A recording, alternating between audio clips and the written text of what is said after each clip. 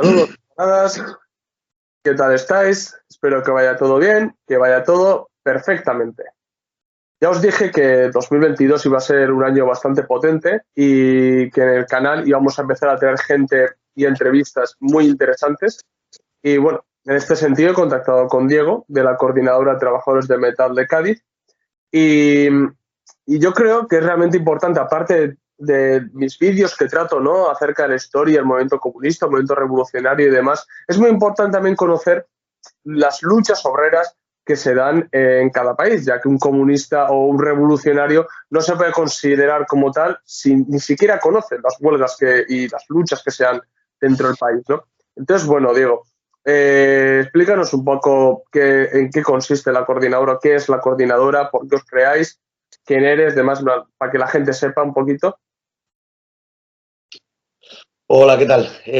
Soy Diego, soy trabajador del metal, trabajo aquí en la Bahía de Cádiz y soy miembro de la Coordinadora de Trabajadores del Metal, que sobre todo es un sindicato que nació hace un año y medio, cosas así. Anteriormente éramos colectivos y decidimos por varias cuestiones convertirlo en sindicato.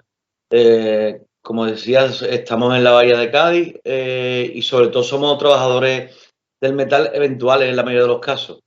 Eventuales y que trabajamos para subcontratas.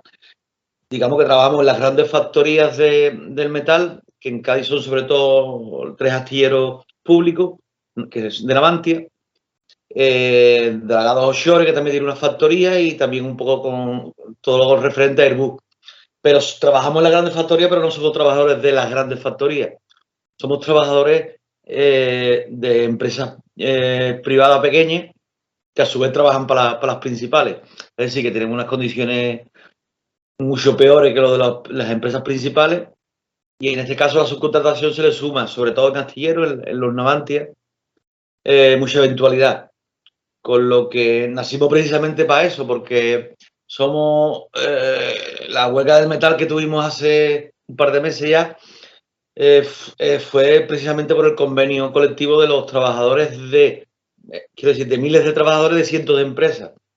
Estamos divididos en cientos de empresas con una gran eventualidad, con lo que nuestro sindicato nace un poco para intentar unir a estos trabajadores que estamos dispersos en muchas empresas.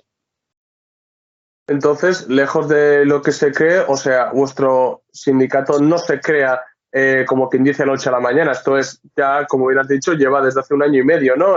Funcionando o existiendo, vamos. Sí, el sindicato hace un año y medio, pero anteriormente éramos un colectivo que hemos estado quizás un par de años antes. Así que podemos llevar trabajando casi 4 años. Lo que pasa que es lo que te comentaba, somos trabajadores prácticamente todos eventuales, por lo menos los que estamos intentando llevar el sindicato para adelante, y es un trabajo bastante grande porque no solo, al ser eventuales, no solo trabajamos aquí en la Bahía. Nosotros hemos coincidido reuniones que prácticamente nadie estaba en Cádiz vía internet. Porque además el hecho de formar un sindicato y ser un sindicato que está atacando bastante a las empresas, hay mucho problema con represalia. Ahora mismo tengo compañeros que prácticamente es imposible que trabajen en Cádiz. Es decir, que están defendiendo un convenio que no disfrutan o que no sufren, depende de cómo se mire. Entonces sí, llevamos bastante tiempo trabajando en la medida que podemos, de una forma muy modesta. Al fin y al cabo, ¿no? Dentro de las posibilidades que os dejan también, ¿no? Es decir, que tampoco se puede pedir peras al olmo, ¿no? O sea, que de vuestro sindicato tampoco cojáis y se cumpla todo y demás, ¿no? O sea, realmente que algunas personas también tienen unas concepciones acerca de todo esto que a mí prácticamente me alucina bastante, ¿no? Y bueno, ¿tú desempeñas algún cargo en el sindicato o algo? Bueno, si no lo quieres decir tampoco no pasa nada, ¿eh? No, no nos importa. Lo que pasa es que desempeñar un cargo, desempeñamos todos. Hacemos lo que se puede. En esta huelga, por ejemplo, de los que formamos la directiva, por llamar de alguna forma, de alguna manera, habíamos en Cádiz 2 prácticamente, es decir, que teníamos que hacer todo, teníamos que atender a la prensa, teníamos que estar en los piquetes e intentar organizar en la medida que se ha podido, aunque en Cádiz en esta huelga se ha organizado poco, ha sido una huelga sobre todo de trabajadores. No me importa decirte el cargo, es que realmente ahora somos todos miembros del STM, miembros de la directiva del STM, y no tenemos nada específico, va a depender de quién estemos aquí y del trabajo que tengamos. Sí, me refería un poco si portavoz o el que da un poco habla más hacia la prensa o el que habla igual con patronal o lo que fuera. No, tal vez igual si estabais dividido en ese sentido, no sé. Por eso te lo he preguntado más que nada. Es que no podemos, quiero decir, no podemos porque depende de las circunstancias. Yo sí suelo atender mucho a la prensa, suelo ser portavoz, pero también va a depender de si estoy yo aquí, si no estoy aquí. Aquí me refiero en Cádiz, de las circunstancias laborales. Podríamos decir que sí que yo atiendo más a la prensa, sí que tengo más relaciones con los colectivos, quizás, pero como te digo, es algo va a depender mucho, eventual como nuestro trabajo, muy eventual. Vale, pues si te parece vamos a ir ya de lleno un poco a la entrevista, ¿vale? Como bien sabrá la gente que ha visto mis entrevistas, pues yo las entrevistas suelo dividir en distintos bloques, ¿no? En el que vamos a tratar unos temas bastante importantes para entender en toda su esencia un poco la huelga del metal de Cádiz. Entonces, en este primer bloque quiero hablar un poco de la situación de la industria de la bahía de Cádiz, ¿no? Antes de la huelga, bueno, incluso durante la huelga, ¿no? Porque, a ver, una huelga no comienza por factores espontáneos, momentáneos, sino que quiero decir que responde a un desarrollo que ya viene, ¿no? O sea, no se va a la huelga de la noche a la mañana, sino que eso viene determinado por unos factores muy importantes, ¿no? Entonces, bueno, quiero que menciones un poquito para que la gente entienda, ¿no? ¿Cuáles han sido los problemas de la industria de la bahía de Cádiz, ¿no? Y cuál ha sido la situación en general de la industria gaditana. Sí, te puedo explicar un poquito el contexto de los últimos años, incluso en el que nos movemos ahora. Desde finales de los 80, se va desmantelando la industria, sobre todo por directrices europeas, por la reconversión industrial. Y desde aquellos años hasta ahora, pues, han desaparecido la mayoría de las grandes empresas, de las grandes factorías que hay aquí. De hecho, se firmó hace unos 6 meses el cierre de Airbus Puerto Real. Y así prácticamente durante todos estos 30, 40 años. Además de que Cádiz, la provincia de Cádiz, durante estos también 40 años, hemos encabezado las listas de desempleo prácticamente, si no el primero o segundo, como dentro de nuestra comarca. Han ido desapareciendo las industrias y prácticamente Cádiz se ha convertido en sector servicios, salvo las factorías que te he dicho que aún continúan. Las factorías que ahí continúan, especialmente las de Levante, las de astillero, que Cádiz tradicionalmente ha sido una tierra de astilleros, donde se han construido astilleros, son históricos, tanto la construcción de barcos como la reparación, como las luchas de los astilleros. Las luchas obreras. Entonces, ¿qué ha pasado? Pues más o menos lo que te comentaba, que han desaparecido sobre todo muchas empresas y las que se han quedado han optado por el modelo de subcontratación. Las grandes factorías ahora mismo, dependiendo de la carga de trabajo, pues un 20 o un 30% puede ser trabajadores de la principal y el resto somos de la subcontrata. Con lo que se llega a crear una división muy grande porque los trabajadores de la principal, en la mayoría de los casos, acaban siendo jefes o personal de oficina o técnicos y muy pocos obreros, los característicos obreros que puede tener un astillero, ¿no? Llámese soldadores, electricistas, caldereros. Entonces, los jefes, digamos, en mayor parte son gente de la principal, los trabajadores somos gente de la auxiliar. Los trabajadores de la principal tienen unas condiciones económicas y de derechos laborales medianamente buenos, según se mire. Tienen un comité bastante potente, un comité de empresa, y luego los trabajadores de la eventual, dividido, como te digo, en muchas empresas pequeñas, los trabajadores de la subcontrata, perdón, en muchas empresas pequeñas y sobre todo con mucha eventualidad. No tenemos prácticamente comité ni de delegados, y si lo tenemos, casi no lo elegimos porque al tener mucha eventualidad no tenemos el tiempo suficiente para presentarnos. Necesitas 6 meses para presentarte a delegado, por ejemplo, para poder presentarte a delegado. Y si votas, pues normalmente tampoco disfrutas lo votado, porque si tu contrato dura tan poco tiempo, con lo que al final los delegados acaban, ni lo acabamos eligiendo y acaban siendo personal muy afín a las empresas. ¿Qué dato esto? Pues que cada vez tenemos más precariedad. La precariedad no aparece de un día para otro. Y sobre todo la precariedad se traduce no en una cuestión de un mal convenio o un convenio regular. Se traduce en un convenio que no se cumple. Aquí prácticamente el 98% de las empresas auxiliares no cumplen. Desde la que incumple de una forma salvaje, que le puede pagarle 300 o 400 euros menos a los trabajadores, hasta la que no te deja irte de vacaciones, o la que te obliga, prácticamente todas, a tener echar horas extraordinarias, que al final no son horas extraordinarias, porque se echan todos los días. Quiero decir que no es nada extraordinario, sino que se convierte en jornada. Y situaciones, te podía explicar cientos de situaciones que incumplen el convenio, a veces incluso el estatuto.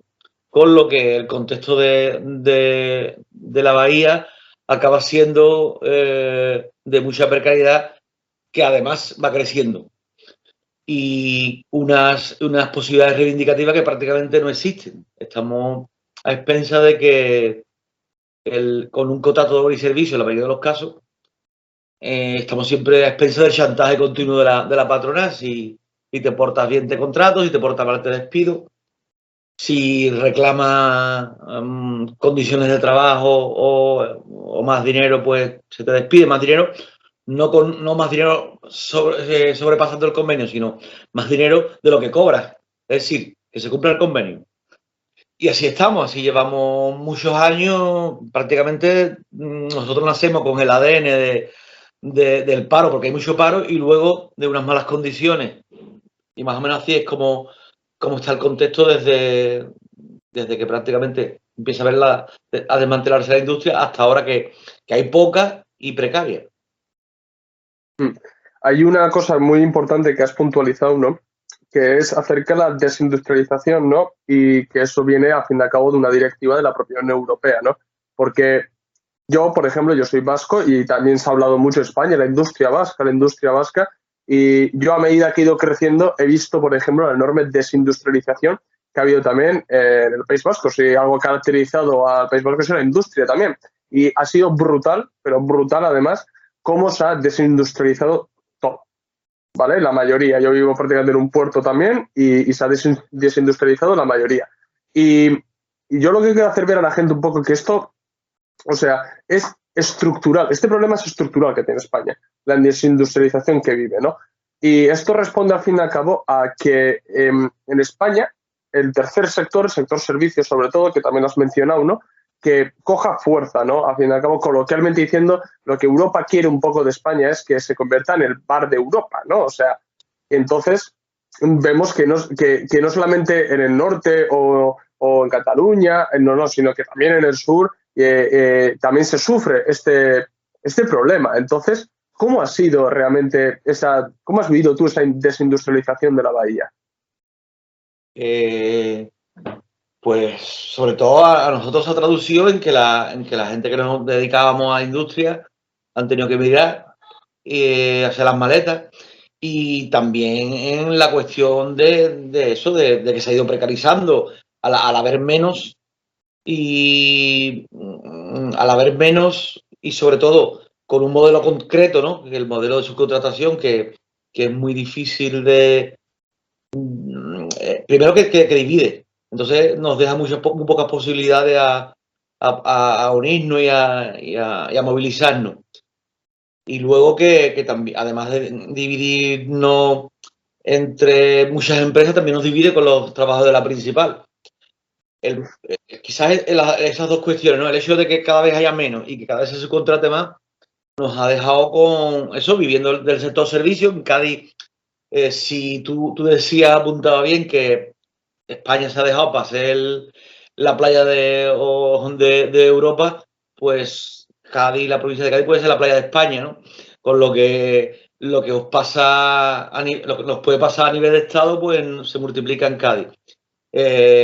Nosotros, evidentemente, el problema de trabajar en el sector servicio, además de que es una locura, porque cuando hay algún problema pasa lo que pasa, sobre todo es que es un sector con prácticamente sin valor añadido y con muchas menos posibilidades reivindicativas que la que podemos tener ahora mismo en una factoría. Y nosotros hablamos siempre de que las factorías deben de ser la avanzadilla en cuestiones de movilizaciones de la clase obrera, porque aunque nosotros estemos divididos, como digo, por la subcontratación, siempre es más fácil reunir a 4.000 personas de una factoría o a 1.000 o a 500 que hacerlo a través del sector servicio. Estamos hablando de cómo hacemos la revolución con camareros y con cocineros que están divididos en muchos bares, además en Cádiz también con vamos, y en Cádiz de todos lados, ¿no? Con mucha precariedad y con mucha eventualidad.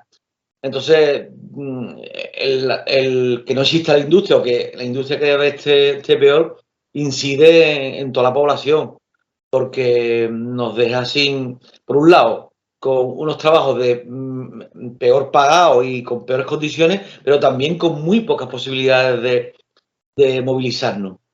Ese es el problema principal para la clase obrera.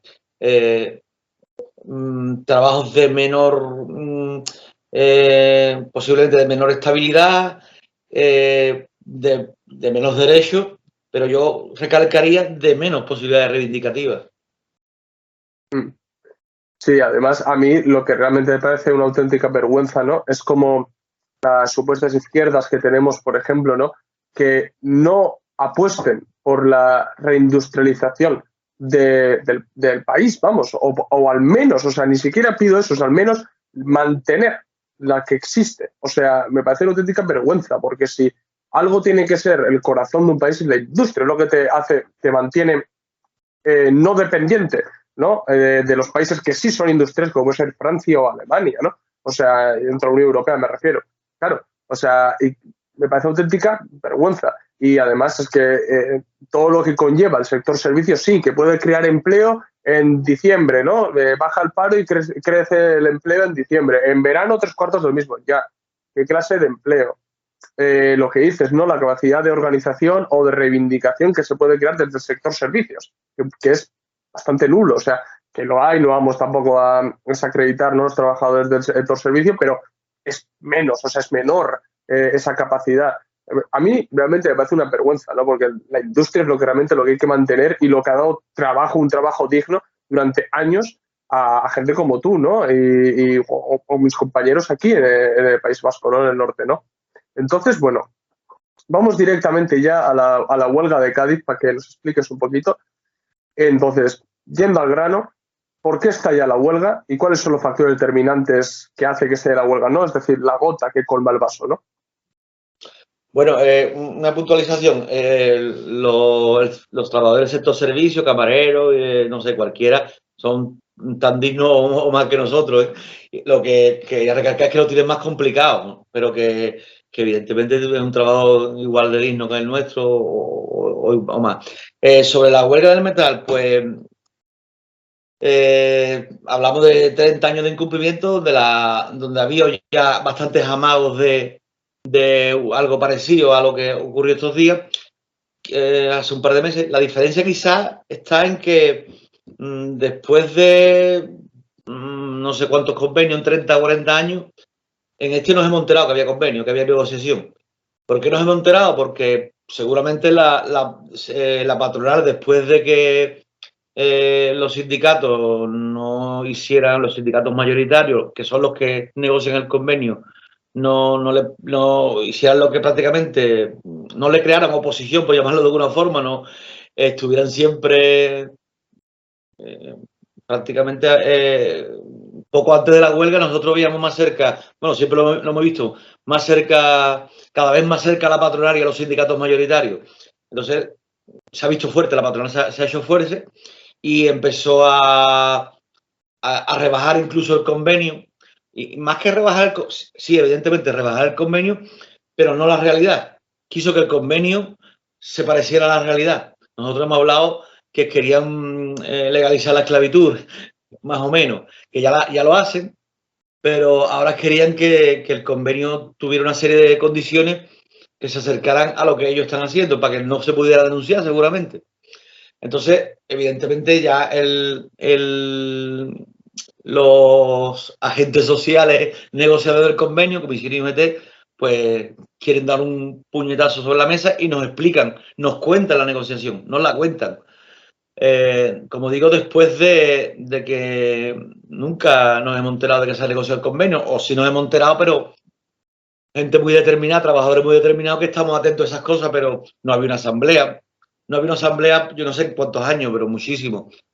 Y por supuesto no había una asamblea en el inicio de la huelga. No había una asamblea para explicarnos qué queremos o qué dejamos de querer. No había una asamblea para si queríamos la huelga o no la queríamos. Y no hubo una asamblea cuando se acabó la huelga, ni mientras la huelga. Evidentemente, nos cuentan, eso sí, nos contaron lo que pretendía la patronal y salimos a la calle, evidentemente. Todo el mundo salió a la calle y dijo que no estábamos de acuerdo.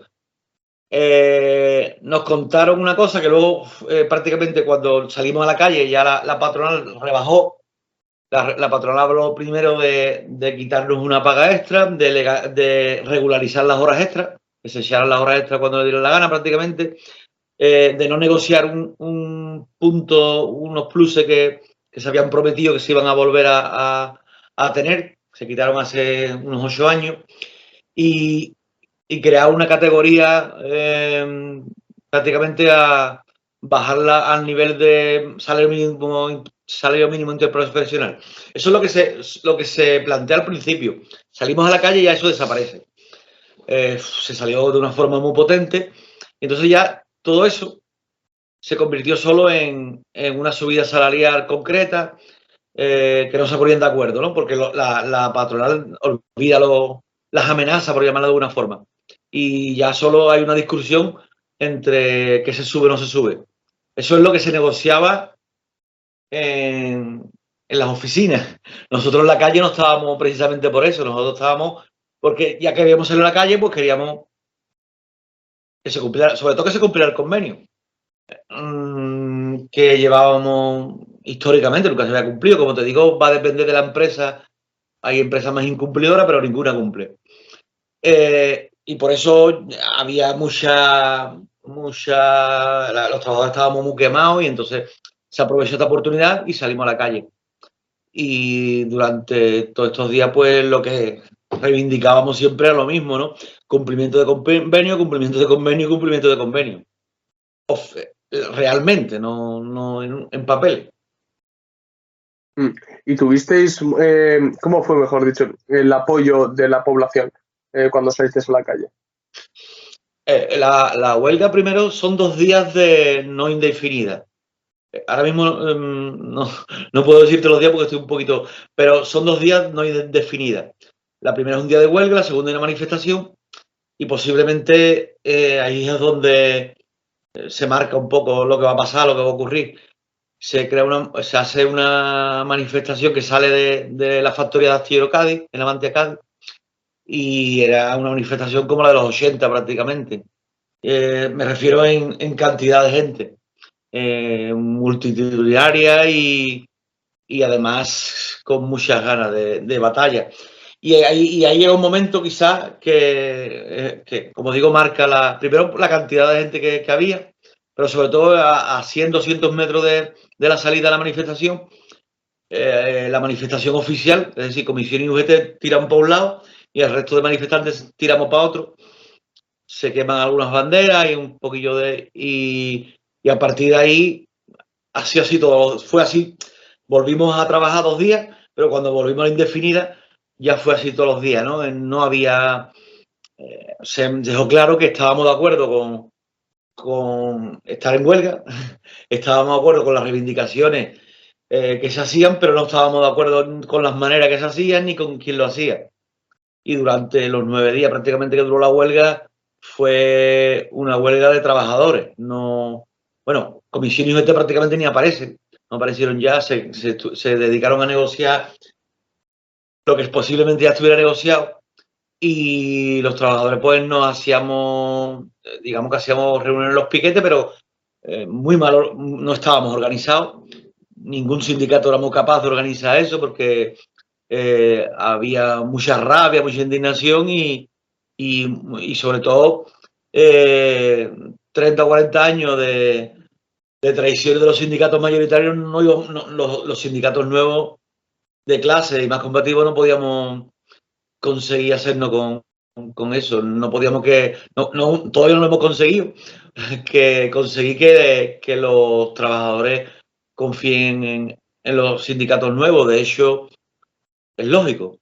Nosotros no podemos pretender que en 3 días o en 2 años se cambie una dinámica de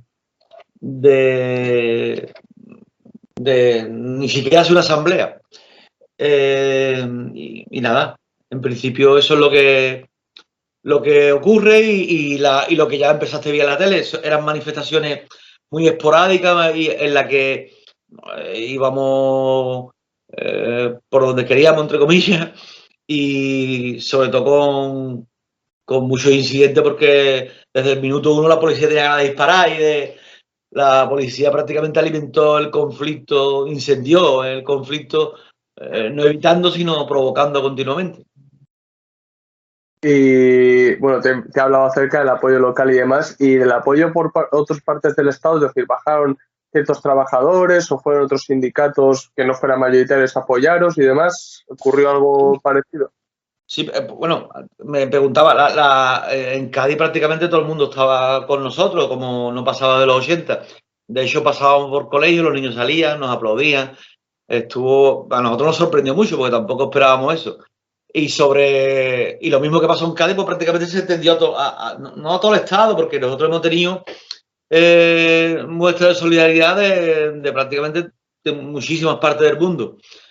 Hay gente que bajó, como te comenté, los compañeros de Tubacé, gente de Madrid, de sindicatos combativos, y sobre todo por las redes. Abrimos una caja de resistencia que bueno, me parece que se ha recaudado porque todavía está abierta para los detenidos. Parece que está por los 80.000 euros, con gente desde los que daban 10 euros, 5 euros, gente personal, hasta colectivo que apoyaba. Tubacé, por ejemplo, fue increíble, nos apoyó con 5.000 euros y siempre súper solidarizado todo el mundo con nosotros en Cádiz y fuera de Cádiz.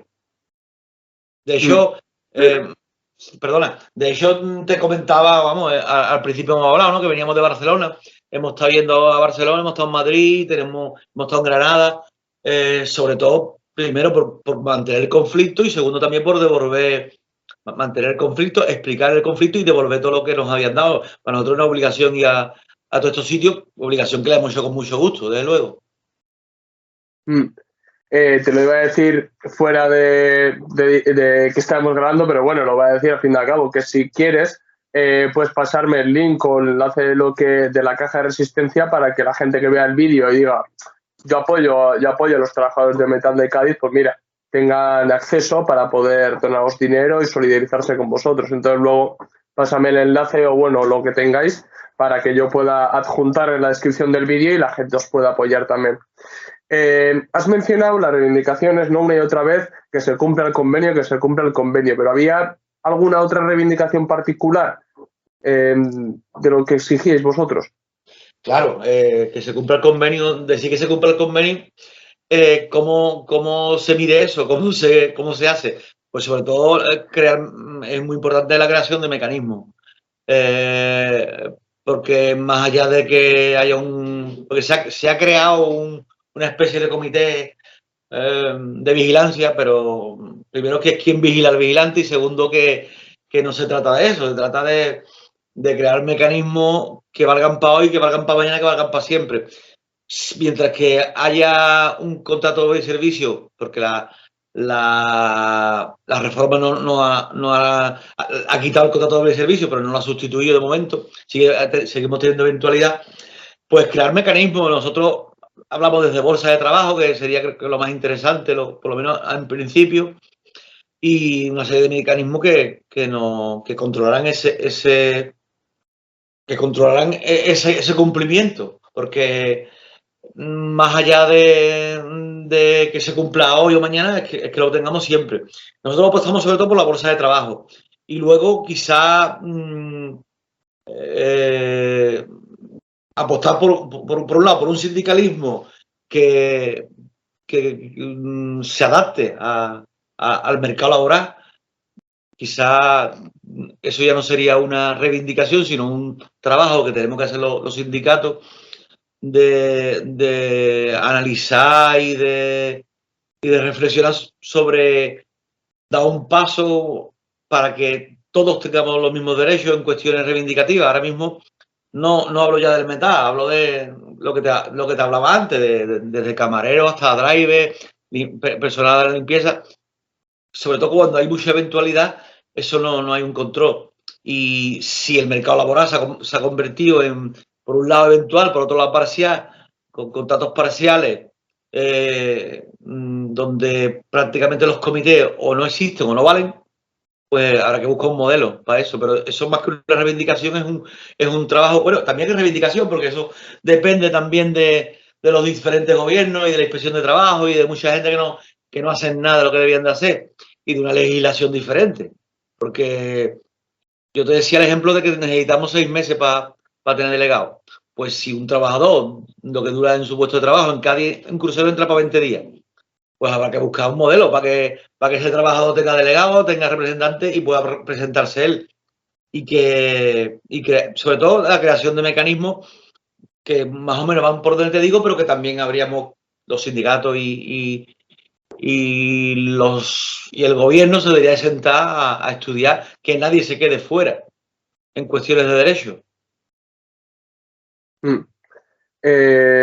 Hay un tema que sí me interesa mucho, creo que va a interesar también a los espectadores, es que todos pudimos ver, todos los que no estuvimos allí, pudimos ver por la televisión, ¿no? Las cargas policiales, la actuación policial, incluso pudimos ver una tanqueta allí. Entonces, bueno, quiero que nos hables un poquito cómo fue la actuación policial en la huelga. ¿Fue correcta? ¿Fue desproporcionada? Bueno, ya si dice que había una tanqueta, ya no puede ser muy proporcionada en un barrio obrero en horas a las 10 de la mañana, 9 de la mañana. Desde el minuto 1 fue totalmente, además siempre provocando, como disparando primero, por llamarlo de alguna forma. Siempre hubo una provocación constante. Hay una cuestión que prácticamente no he comentado ningún día, pero que es llamativa. Esta ha sido la huelga más importante de los últimos años en la bahía, sin duda. Hemos tenido anteriores, otras mucho más pequeñas, y siempre como una forma quizá simbólica, siempre se cortaba el puente de Carranza. Este año es la única, esta que ha sido la más importante, no lo hemos cortado.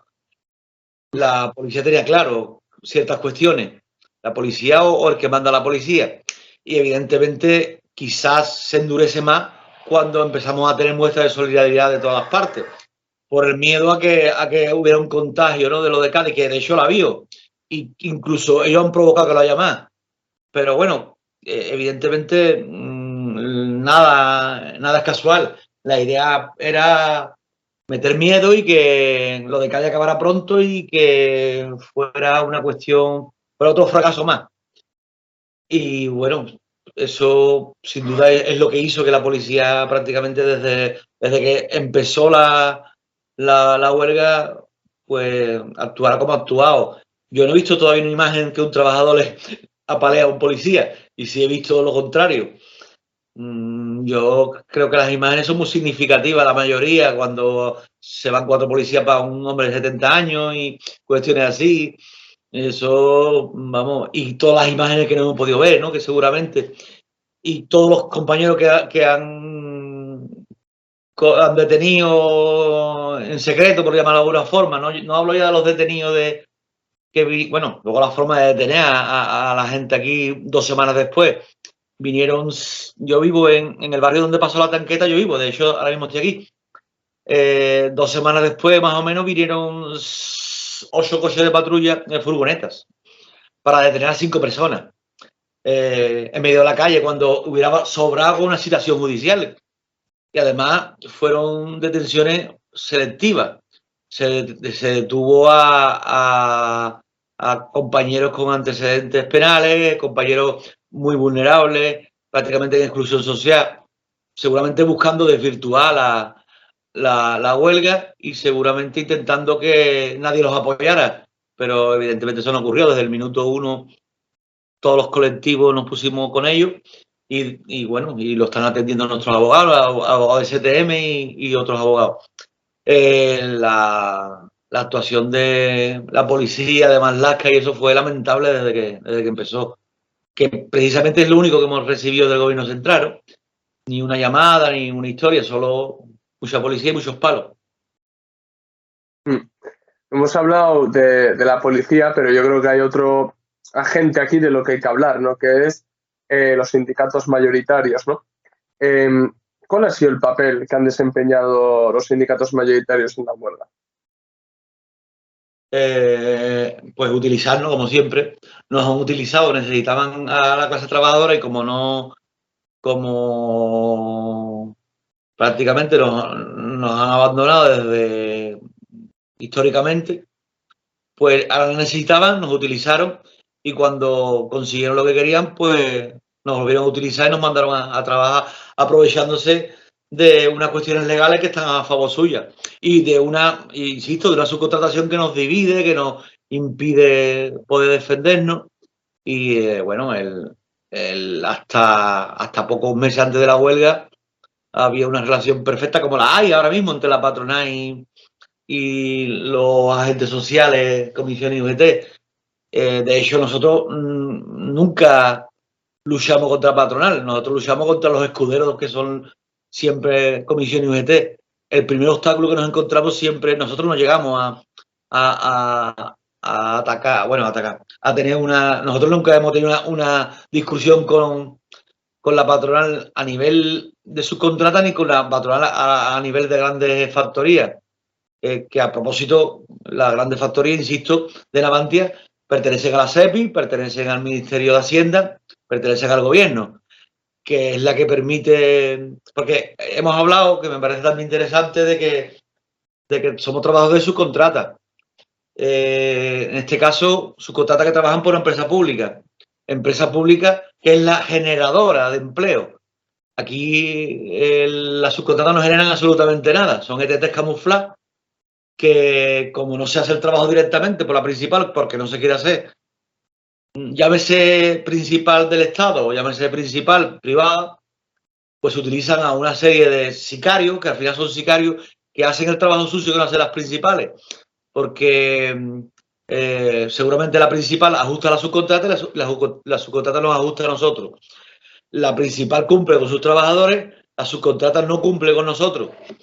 Y la principal se lava las manos, evidentemente, y parece que no hace nada, pero el gran culpable no son los empresarios de las empresas de las subcontratas, evidentemente son unos abusones y abusan y son unos aprovechados, son unos piratas auténticos, pero el gran problema son los trabajadores, perdón, los directivos de las principales y sobre todo los diferentes gobiernos, y los anteriores, que permiten, primero, que en empresas públicas se incumplan los convenios, que solo con una cláusula contractual ya no podrían hacerlo, y segundo, con leyes que nos amordazan, independientemente de la ley mordaza. Leyes que no nos permiten, como decía antes, tener siquiera delegados, ni representación sindical, ni blindaje laboral. ¿Y cuál es la relación que ha tenido vuestro sindicato con estos sindicatos mayoritarios? Pues yo te puedo asegurar que prácticamente nos llevamos como si fuera con la patronal.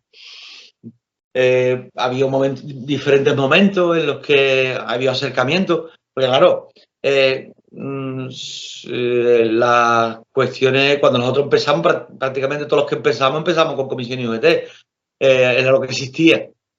Después del desengaño, pues creamos otros sindicatos, otras maneras de lucha, pero siempre intentando que los que tengan más fuerza nos ayuden. Nosotros no somos tan tontos de ponernos ahí a pelear contra corriente porque sí, peleamos contra corriente porque ellos no nos responden a nuestros llamamientos, ellos nos traicionan y bueno, y pasan de nosotros totalmente. Ellos no tienen prácticamente ninguna empatía con los trabajos de la auxiliar solo cuando le podemos convenir. Porque evidentemente en un mundo laboral donde el 80-70% somos trabajadores de subcontrata, los únicos que podemos salir a la calle y reivindicar algo en nombre de quien sea, a veces incluso de ellos, somos los trabajadores de subcontrata. Nosotros somos los que tenemos el músculo. Lo que pasa es que estamos totalmente desarmados ahora mismo. Y sobre todo dividido por todas las circunstancias y muy quemado y eso es importante que los sindicatos combativos hagamos un trabajo de conciencia porque UGT, comisiones, los diferentes gobiernos se han cargado la conciencia.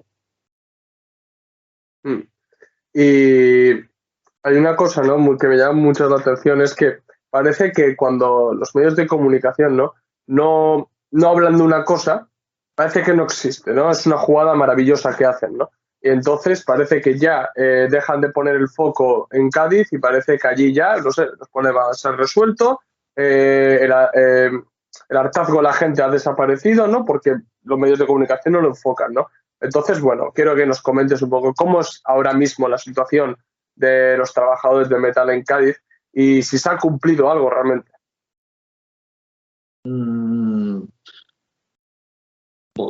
Seguimos igual, en el 80% seguimos igual. Las circunstancias son muy parecidas a las que había.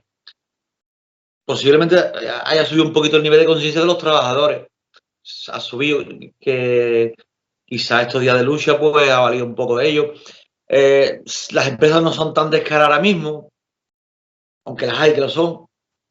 Pero en cuestiones seguimos casi igual. La mejora ha sido muy leve. Se siguen cumpliendo los convenios. El 98% de las empresas siguen cumpliendo el convenio. Igual no tan descarado, pero se siguen cumpliendo el convenio. Una cuestión, cuando hablamos de incumplir el convenio, parece que cumplirlo es imposible y cumplir no es la máxima reivindicación. Evidentemente tenemos esa porque es la que hay. Pero porque es donde estamos ahora. Evidentemente hay reivindicaciones. Pero controlar el cumplimiento de convenios es muy sencillo. Si nosotros fuéramos trabajadores, por ejemplo, de la hostelería, que trabajáramos en 1000 bares, o fuéramos fontaneros que trabajáramos por las casas, o electricistas que trabajáramos por las casas, pues controlarlo es muy complicado, pero estamos hablando que trabajamos en grandes factorías. No necesitamos 8 millones de inspectores. Necesitamos un programa informático y alguien que lo mire. Si eso ocurriera, además hay incumplimientos que no necesitan siquiera mirar la picada de los tornos. Estamos hablando que posiblemente el 30% de los trabajadores de la subcontrata sean indefinidos cuando... el 30% sean indefinidos cuando la ley dice lo contrario.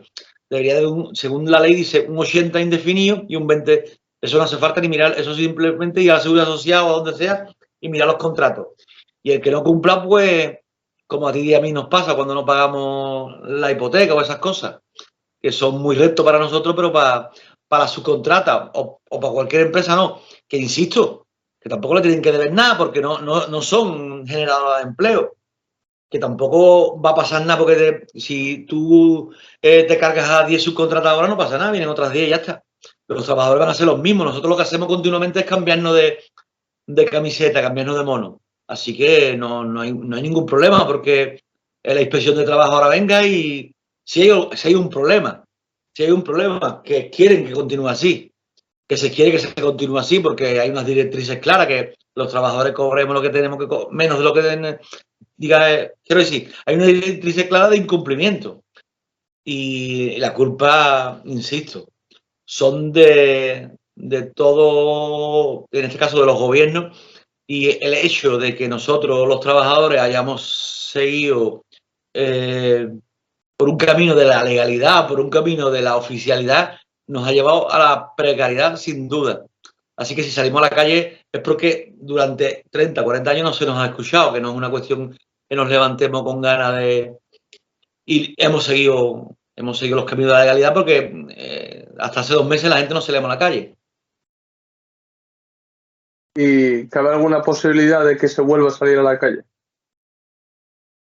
Claro que sí. Lo que tenemos que tener claro, sobre todo los sindicatos que somos sindicatos de verdad, es que cuando salga la gente a la calle tenemos que estar muy preparados. Nosotros, esta huelga nos ha cogido, en el caso de nuestro sindicato, por no hablar de los demás, nosotros somos un proyecto, nosotros no somos una realidad, ojalá fuéramos una realidad. Y siendo un proyecto y ocurriendo lo que ha ocurrido en Cádiz, ni nosotros ni ningún sindicato combativo teníamos fuerza para organizar eso. No es una excusa, es una realidad. Entonces, como es una realidad, tenemos que trabajar precisamente en eso. Tenemos que seguir trabajando la conciencia de los trabajadores y preparándonos con mecanismos. Como los legales no nos lo van a dar, pues habrá que utilizar mecanismos por parte nuestra lo más inteligente posible que blinden de alguna forma a los trabajadores caso de algo tan necesario como una caja de resistencia, crear quizás colectivos, plataformas de verdad que ayuden, relacionarnos entre todos. Por eso, precisamente, una de las cosas que estamos yendo hemos estado en Barcelona y en otros lados, trabajando en conjunto la clase trabajadora, intentando hacer un trabajo de clase trabajadora y sin apellido y sin frontera. Por ahí tienen que ir los tiros y por ahí es donde nos tenemos que mover, hacer un trabajo de mucha paciencia y teniendo claro que lo que decía antes, que mañana no vamos a pegar un grito con un megáfono y van a venir 8 millones de trabajadores. Eso tiene un planteamiento y tiene un trabajo. Y ya para ir terminando, ¿qué solución factible creéis que pueda haber para todo este conflicto? Hombre, la más factible es que cambie el modelo de subcontratación. Ahora mismo sería uno de los más factibles. Estamos hablando del metal, pero claro, el problema no es del metal, el problema es de la clase trabajadora. Yo creo que la solución ahora mismo es que nos organicemos, la clase trabajadora. Esa es la solución. De ahí parte la solución. Esperar que nos lo solucionen, que va. Eso es muy complicado. Vámonos, que es muy complicado, que no va a ocurrir. O salimos a la calle y sobre todo a través de la organización no podemos dejarlo todo a la rabia. Es importante, es decir, salimos por necesidad, pero la necesidad no tiene que ser nuestra única arma, tiene que ser sobre todo la inteligencia y la concienciación. Si se sale por conciencia, ya somos mucho más fuertes.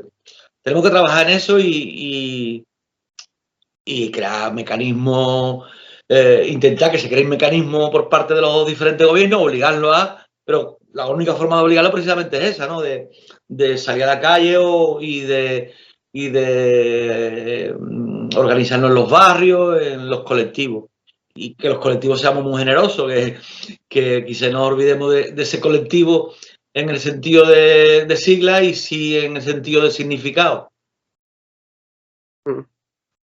Sí, es muy importante eso último que acabas de decir, porque mucha gente también, ¿no? Algunos que tal vez igual se abanderan, ¿no? De defender la clase trabajadora y demás, y no me estoy refiriendo a la izquierda que es institucionalista o la izquierda oficialista, sino me refiero a otros tipos de izquierdas, ¿no? Más alternativas, más combativas, ¿no? Que siempre también acaban pecando lo mismo, ¿no? Esto es, por interés partidista, pues yo no me junto con aquel, junto con como si fueran equipos de fútbol, ¿no? Pues, no, o sea, realmente creo que es muy importante lo último que has dicho, que ese colectivo no sea no tanto de siglas, sino que más bien de significado, y luego ya se irá construyendo algo importante, ¿no? Pero me ha parecido muy interesante eso último que has dicho. Y es que la realidad además es esto, o sea, vienen tiempos bastante jodidos, la verdad, no vamos a engañar a nadie. La pandemia lo que ha hecho es agudizar aún más esta lucha de clases, esta lucha por el pan, ¿no? Al fin y al cabo. Y lo que viene todavía va a ser aún más gordo. Y para eso creo que es muy inteligente también lo que has dicho de que no solamente hay que salir por necesidad, sino que hay que salir con inteligencia, ¿no? Con un plan, con organización y con los objetivos claros de lo que se quiere conseguir, porque si se tira un poco como de corazón, ¿no? Digámoslo así, a veces se encadena en otra cosa y la cosa se queda a medio camino, ¿no? Es muy interesante. Pues bueno, Diego, ya para terminar, si quieres te voy a dejar un minuto libre, si quieres comunicar lo que quieras a la gente que esté viendo el vídeo. Bueno, una de las cosas que intentamos dejar claro es que la huelga de Cádiz fue una huelga de trabajadores. Nosotros hemos tenido que, como te he dicho, hemos estado yendo por muchos lugares del Estado y eso, y hemos hecho entrevistas incluso para medios extranjeros, y lo hacemos intentando llevar esa lucha, ese contexto, y también para devolver todo lo que nos han dado, me podría llevar aquí una hora de agradecimiento, pero ni mucho menos nos queremos hacer dueños del conflicto, el conflicto no es nuestro. Lo que pasa es que sí que no, digamos que sí que es un trabajo nuestro intentar contextualizarlo y el intentar sacarlo porque ahora mismo las luchas hay que sacarlas primero de las factorías, porque en la factoría tenemos muy pocas posibilidades, y luego también de las ciudades, de todos lados, para que todo el mundo nos enteremos y nos hagamos más fuertes. Pero me gustaría recalcar eso, que nosotros no hemos sido los protagonistas, ni mucho menos. Los protagonistas han sido sí hemos sido en lo que nos corresponde como trabajadores, que sí que lo somos, pero como sindicato no, ni mucho menos. Nuestro sindicato hace su trabajo y lo va a seguir haciendo, pero el protagonismo es de los trabajadores. Pues muchísimas gracias, Diego, por acceder a hacer la entrevista y tenerte en el canal. Realmente es un placer, ¿no?, escuchar de primera mano lo que ocurrió en Cádiz y que entendamos realmente por qué se realizó y que fue una lucha de trabajadores, es decir, que no fue otra cosa como intentan vender los medios de comunicación, sino que fue una lucha por el trabajo protagonizada por trabajadores. O sea, que eso que quede claro, pues si a alguno todavía le queda alguna duda. Y lo que te he dicho antes, si puedes facilitarme algún enlace o lo que sea de la caja de resistencia para que la gente os pueda ayudar y demás, y lo mismo con las redes sociales para que la gente pueda conocer de primera mano vuestra actividad, o si subís información acerca del conflicto y demás, pues bueno, no está de más, ¿no? Pues yo dejaré en la descripción del vídeo para que la gente, bueno, os conozca y os pueda apoyar y os mande mucho ánimo. Entonces, nada, vamos a dejar aquí la entrevista. Verdaderamente un placer haberte tenido en el canal. Ha sido muy esclarecedor y creo que la gente va a conocer de primera mano lo que ha pasado en Cádiz. Y nada, un placer, Diego, tenerte en el canal, de verdad. Lo mismo, gracias. Muchísimas gracias. Chao.